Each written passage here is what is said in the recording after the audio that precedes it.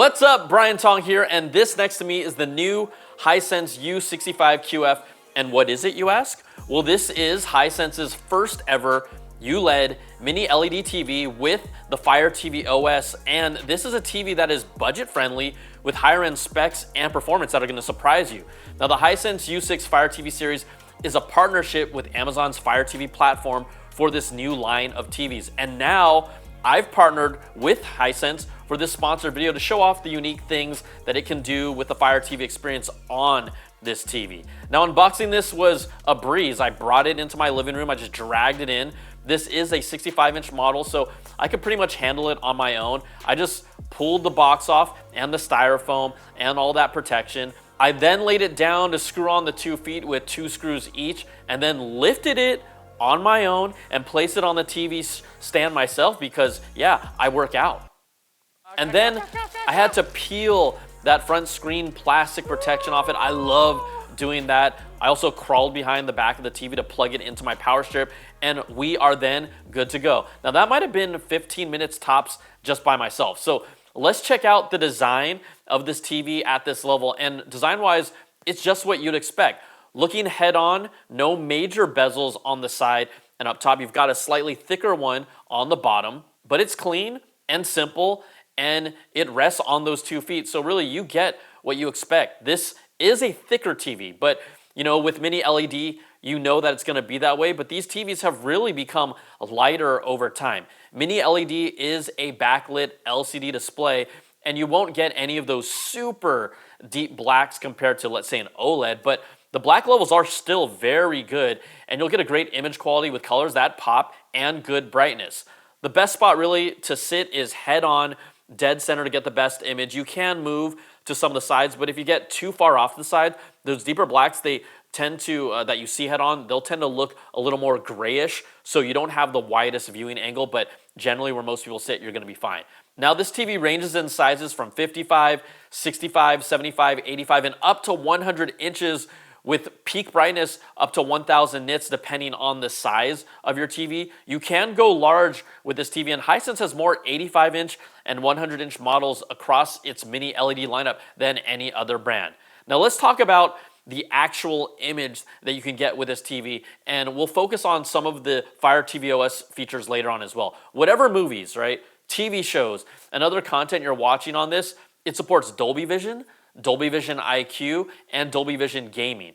And then HDR, HDR10+, HDR10+ Adaptive, and HLG. So all the formats that you are expecting, it supports. And the image, it looks great. I'm actually impressed with the overall image quality on this TV from up close, from up far. It also has Hisense's HiView AI engine, and that is their proprietary chipset that uses neural networks to power AI picture, AI sound, and AI energy.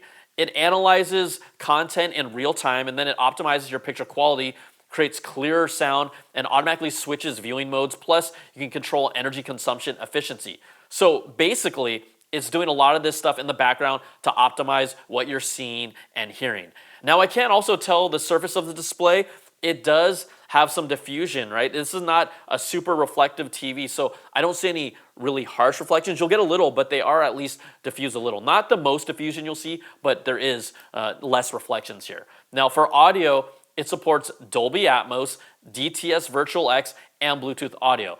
Now, the Hisense U6 Fire TV series has 2.1 multi-channel surround sound as a system. Now, you might be surprised by this, and you can even see that there is a built-in subwoofer here on the back, in that back upper middle area. I was actually surprised by the sound that you get from this TV. There's decent mids, and then a good oomph in the bass. Even for a TV at this size, I'm genuinely impressed with what they built in with the audio here. And it is funny saying that because now 65-inch, that used to be considered a really big TV, but not anymore. We're getting a lot larger size TVs.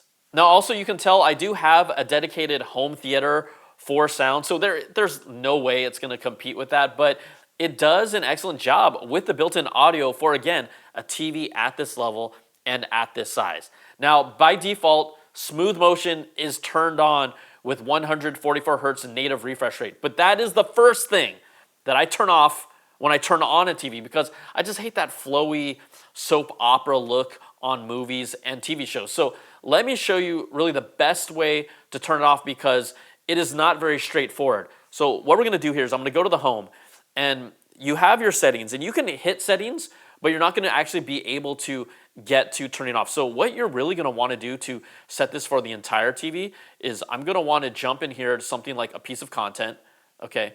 And we're gonna jump into Netflix. I'm gonna just play a movie. Here's K-pop Demon Hunters, okay? But while I do that, in a moment, it's gonna load. I'm gonna hit the settings button here on the TV, and I'm gonna scroll down here, and you're gonna see we have picture and sound. I'm gonna go to picture, and you wanna do this when you're actually watching content. You're gonna actually then wanna go to advanced settings, and then you'll see here, there's an option called motion. Now, I turn the motion processing off. By default, it's on standard. Turn it off, okay?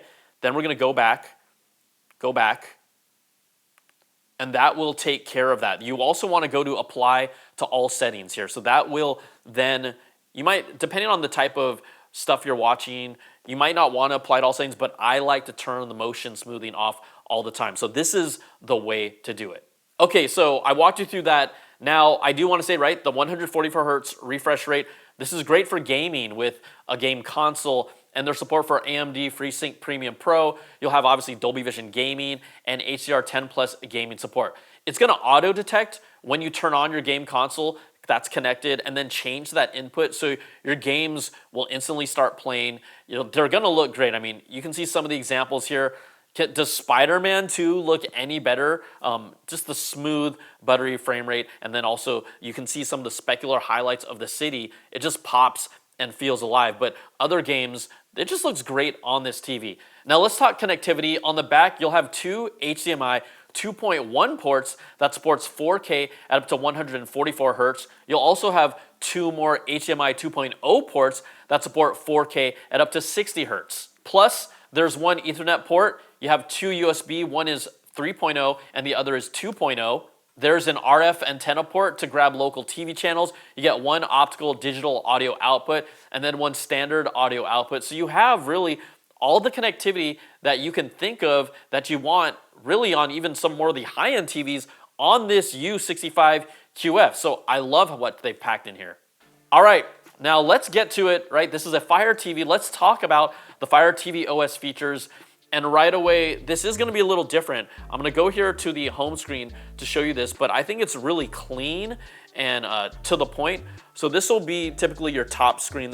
There are a lot of promotional stuff that shows here, but typically this is what you'll normally see. And we're gonna break a little bit of this down, all right? First things first, I'm gonna go over here to the left side. This is gonna be, it supports multiple users. So that's my profile. You can add additional profiles. Next on this main nav bar, your inputs, right? These are all your TV inputs. Next, my stuff. So this is stuff that you've bookmarked over time that it remembers. So this is stuff that you wanna see and come back to later. Here with Find, this is a fun thing. You can look and search for different types of content. I like free stuff all the time. So I'm gonna go to the free stuff. All right, this shows you free stuff, but also, again, this is a Alexa-enabled TV. So I can go here in the search. Here we have that button that does the prompt. I'm gonna press on it, Batman. And so what it should do in a moment, it'll show me all the Batman content that is available here for me to just jump right into, right? Very quick, very easy. We're gonna go back to the home now, okay? And I'm gonna keep on going. We did the find content. Here is our home page, and this is all the recommendations based on what I'm doing, how I'm interacting, what it thinks are good recommendations for me. If I scroll down, you'll see here all the programming. You will see you'll see promotional stuff once in a while. That's one thing that I do want to make you aware of. It's just part of this. And then live TV, this is really cool. Now I already have YouTube TV plugged in, so it's gonna actually show me, right, live TV content that's going on right now. So I dig that. And then on top of that, and you also have here a guide. So this looks more like your standard TV guide, right? And this is based on channels it detects. Remember, you have that RF antenna, so you can connect that and it will add that content there as well. Then here, this is your most recently used apps, or really your favorite apps. I can also arrange them over here and change the order. And really, this is kind of the main bar for your apps, but if I want to, I can move different apps up there to the top as well to really customize it. And then you have here your settings. But that is really the entire layout of how to use a Fire TV OS. Not everyone is really familiar with this, so that's why I wanted to break it down. Okay, now let's talk about the Alexa button here on this remote and using your voice, right? This TV has a feature here specific to it called the Ambient Experience. So I'm just gonna go and say something here like, take me to ambient mode. And there's multiple ways to get to this mode, but this is, right, instead of just having a big black rectangle in your home, if you want something more soothing, more calming, this is ambient mode. These backgrounds will change. You have some options down here on the bottom. So we're gonna go back to try AI art, but here, something like Alexa weather, and I can expand that. And it's basically a widget that gives me weather information for the day that you can see here. Also, right, you can pull that up. You have things like going to some of your smart home favorites. You can do that if you want. Also, right, what's on now. There are no live TV channels that's showing, but this is really the overall ambient mode and quick access to a few widgets. Now, here's the thing you can also do. Try AI art. Of course, we're gonna try AI art. So I'm gonna click on that. And it creates a general prompt that you could follow along with. What this says, create a picture of an underwater canyon filled with glowing crystals. This is what they've made. I'm just gonna hit create right now, just so you can see for a moment what it actually does. So this is generative AI on your TV. Really the purpose of this is to have fun, create some different backgrounds, create some pictures. I could see, you know, me with some of my nieces and nephews say, oh, let's just goof around for this. I don't think this is a key feature, but it is something that is offered here. So we had that prompt that they gave us, and these are some of the different options that they showed me, right? A cave filled with glowing crystals. And this is all generated on the fly. I'll just click on this so you can see a big version of this, all right? There you go. It is loading right now because it's waiting. There you go. All right. So you can save this to your collection. It can be part of your ambient mode. The thing is though, we had some fun. I tried something like have a strawberry talk to a banana in the desert in an oasis. And it does take a few moments to load up, but it actually loaded that. I also did something like, have a tiger surfing. And you can see there's multiple options for tiger surfing. And then you can even change the art style of this. So I chose neon, and then we got this cool neon tiger. So this is stuff that you can play with. Again, it's just a little fun feature, but it is different than what you see on other platforms. Now, some of the stuff you try on here, it may or may not work. I mean, not everything's gonna work, but also you cannot use any type of licensed characters like superheroes or Garfield. Those won't show results either because I tried that. But you can save the AI art, and this mode, you can use it as a screensaver and really feel like you personalize this. Now, I don't know how much, again, you will be using this. Just goof around with your friends on the TV. Just make some creative experiences with Discovery, but that is the generative AI art feature here on this TV. Now let's get back to talking about how this is Alexa enabled. Yes, the remote is kind of magic, and sure, I could just say the magic word to the speakers that I already have in my house, but I can also just press this button and tell it to do something like this. Turn on the living room. See, the lights changed. My living room lights are on. Turn off the living room. So you have access to your smart home that's already been connected before just by talking to the remote. Again, I could freely say it, or if you happen to have the remote in your hand, you can press that. Now, if you have compatible web camera smart home devices, you can even see actually a live camera feed on your TV of something like a Ring doorbell. So that's really cool. And those are some of the features and benefits you can use with the Fire TV OS. We showed you the generative AI art, the ambient mode, the new layout and screen, and then also obviously the power of just having Alexa directly in here.